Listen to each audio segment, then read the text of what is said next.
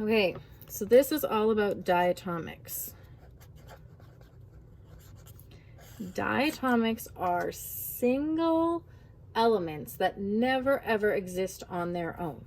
For example, you will never ever find oxygen by itself. Well, if you do, it's bad, because then it's a free radical, which is not in grade 9 at all.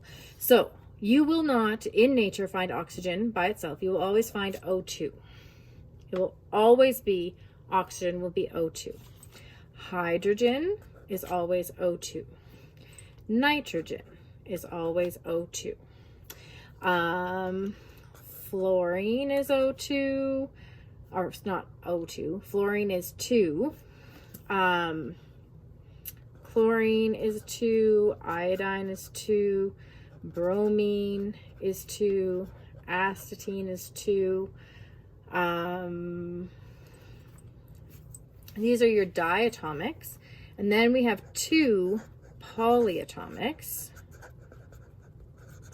And polyatomics, di from our prefixes means 2, but our polyatomics means more than 2. So we have P4 and S8. So how do you remember this?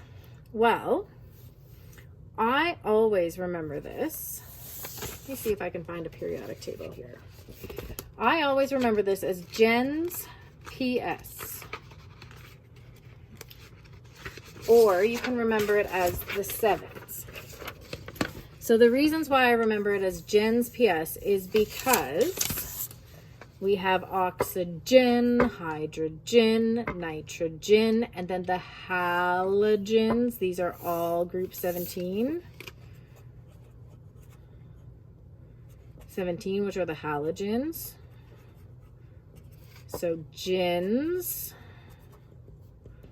and then PS. And the gens are the diatomics, the 2s. So that's one way to remember it. The other way is you can completely write this on your periodic table, and should before the unit exam. So hydrogen is a 2. And then you're going to come over, and then you can also remember this as the 7s.